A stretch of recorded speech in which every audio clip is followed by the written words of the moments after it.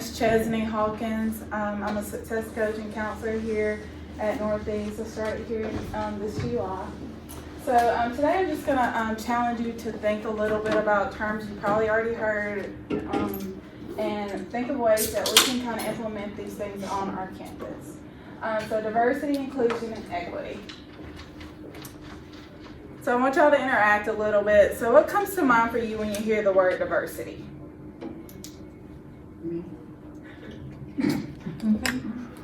Differences. Input. Challenge. Various. Representation. Challenge. Anybody else? Opportunities. So those are all very good, especially representation. That's what I think of when I think about diversity. So it's also our identity, what makes us us. And so that would be like your background, your religious beliefs, your experiences. And so I have this illustration of a cake. And so they're all different things, but they all work together to make something. We'll reference that later on in the PowerPoint.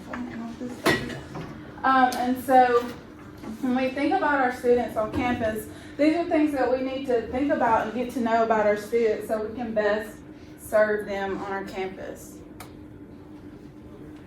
So why does it matter to have diversity on our campus? Well, it expands our worldliness for our students and ourselves. So if any of you are like me, you came from a small town where everybody kind of seemed like you grew up with the same religious beliefs. I went to Mississippi State at first.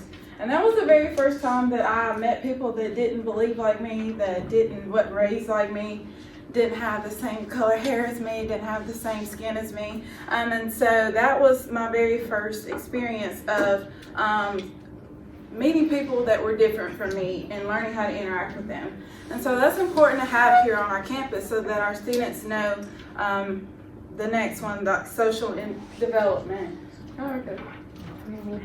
Sorry, you're fine.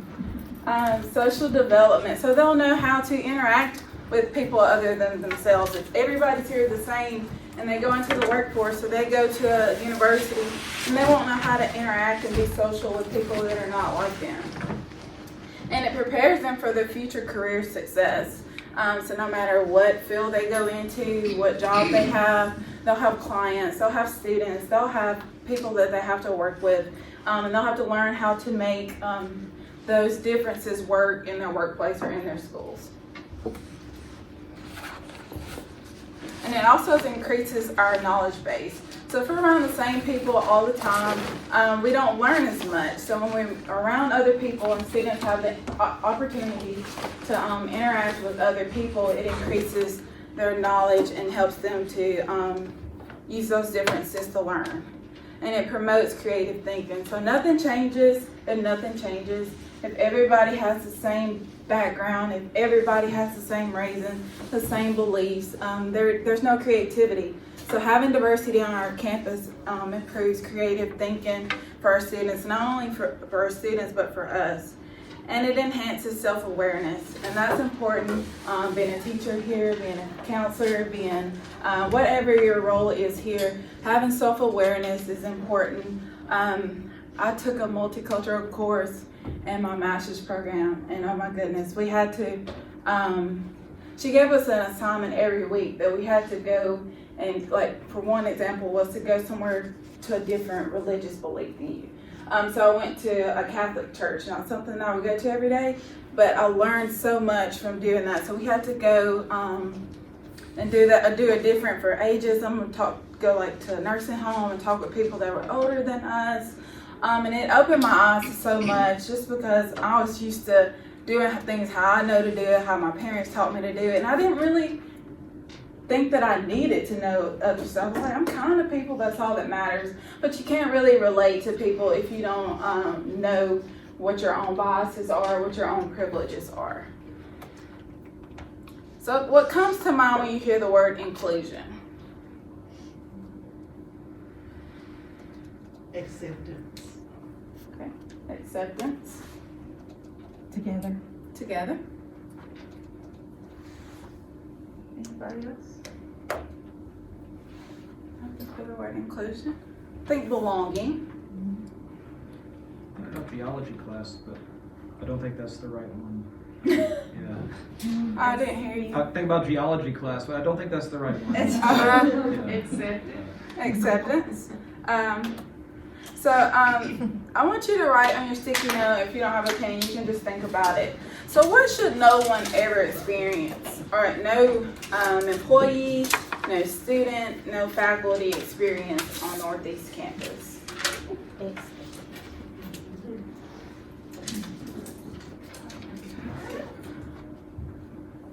I'm gonna give you a minute to think about it. All right. Is this one word or a Yeah, sentence? it can be whatever you think.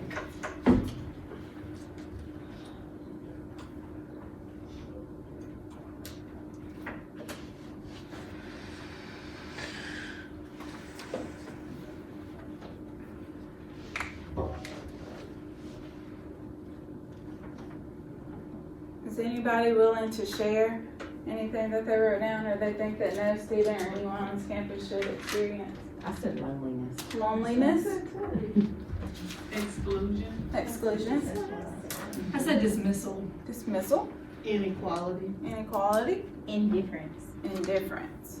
Those are all good. and hatred. I I said that one down that's too. what I- Okay, hatred. So what does everyone deserve to experience here?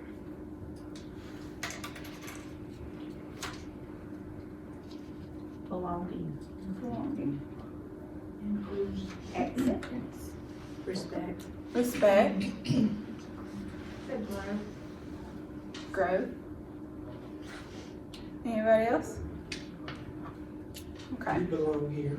But like you belong here? Yes. Love. Love. That was one that came to my mind when I first did this. Okay. So the words that we all said about how we want everyone to feel or experience as they hear, we need to think about ways that how do we make that happen? What does that look like for us on this campus? So as you go into your classrooms tomorrow, as you meet with your students, how do I make sure that no one ever feels lonely? How do I make sure nobody's feel excluded? How do I make sure that everybody feels loved and respect? So those are all things that we can think about as we go into our semester.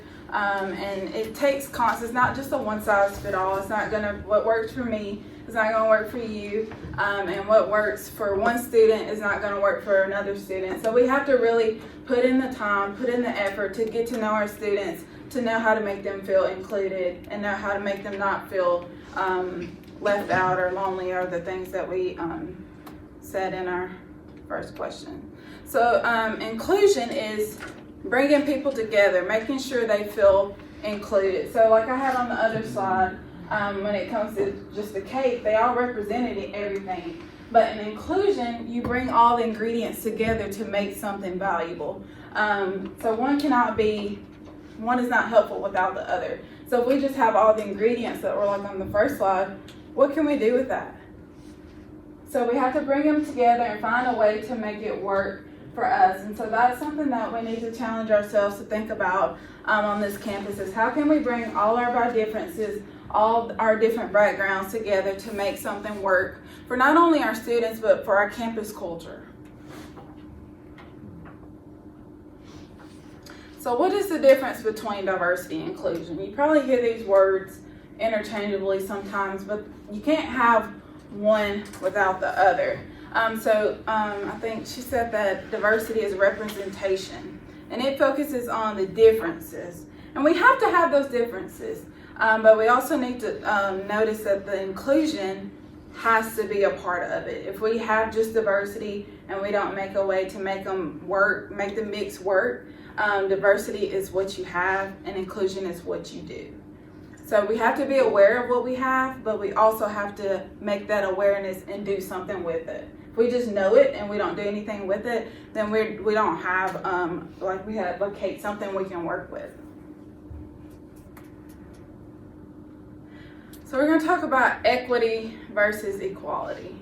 And so you probably heard this buzzword, especially in education. It's something that we often hear a lot. And so equality is just what it sounds like. Everybody has the same thing. It's generic, it's group focused, it's equal. And everybody, when I used to talk with teachers at my school before, that's fine. Everybody does get the same thing. But is that life? Do we all have the same thing? No, we don't. And it's not fair to give our students all the same resources and expect them all to have the same success if they all come in with, because they didn't all come in with the same thing. And so we can talk about equity on the other hand, which is what we want to strive to have. Equity, on the other hand, provides people with resources that fit their circumstances. It's adaptable, it's individual focused, and it's fair. And people get fair and equal confused. But what's fair to me may not be what you consider equal. And so we have to really think about those in terms of when we give students assignments or when we make policies, that we make sure that they are equitable and not equal, because not everybody has the same resources, and we don't need a one-size-fits-all, because y'all just told me that everybody's different. We all have different backgrounds, and we don't want equality is what makes some people feel excluded, because they know other people don't have some of the things that other people have, and so that makes them feel left out and not loved. So I have this picture, and you've probably seen something like this before. So this would be what we would call equality. Everybody has the same thing, but it's not helpful to everybody. So the person standing right here has what these other people have, but it's not helpful for them.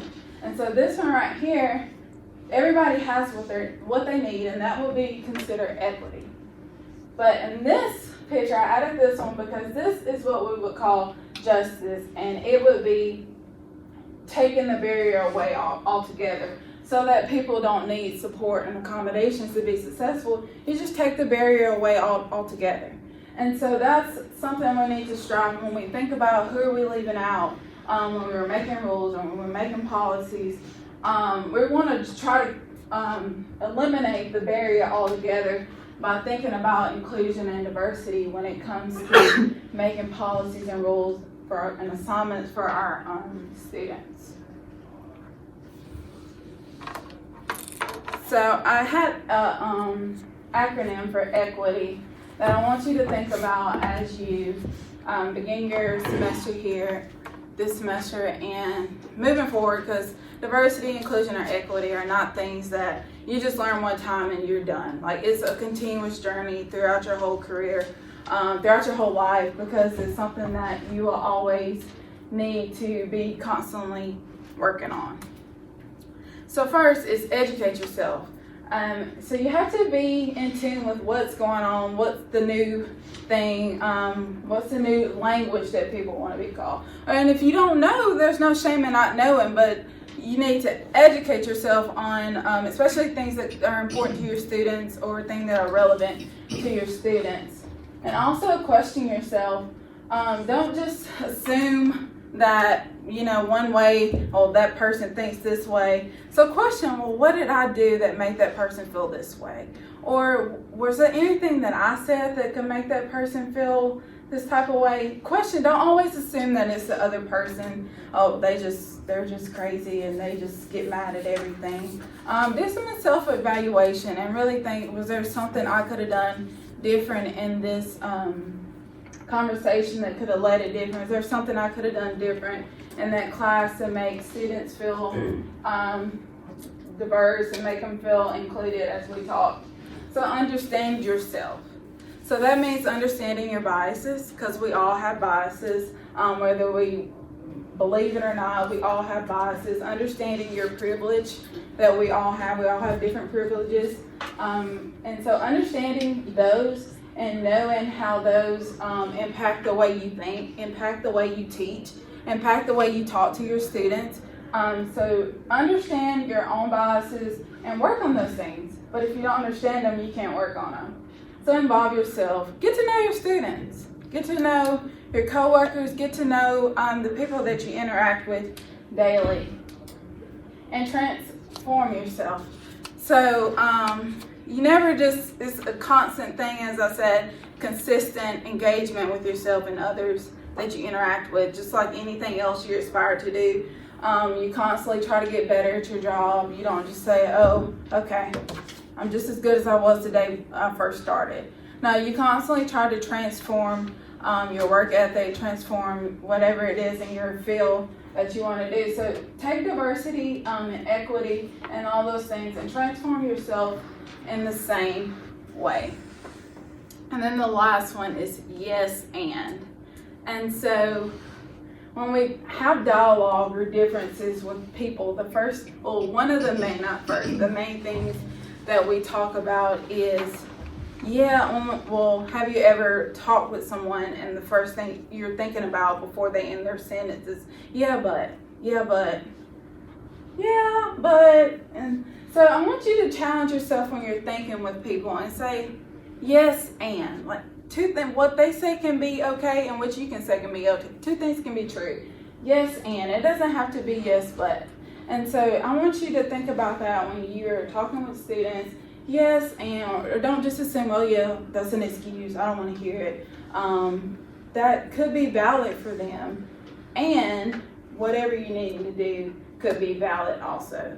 And so those are an acronym that I would like for you to think about as you begin to work with students this semester. And I want to challenge you to actually put in the work to do these things, because they're not just something that you just wake up one day and you're there. Like, okay, I've done this thing. And as a counselor, I have to constantly, like I said, educate myself, because there's new research all the time. And I need to know how to relate to my clients. I need to know what students are experiencing. I need to know what that looks like for them, especially in the pandemic right now.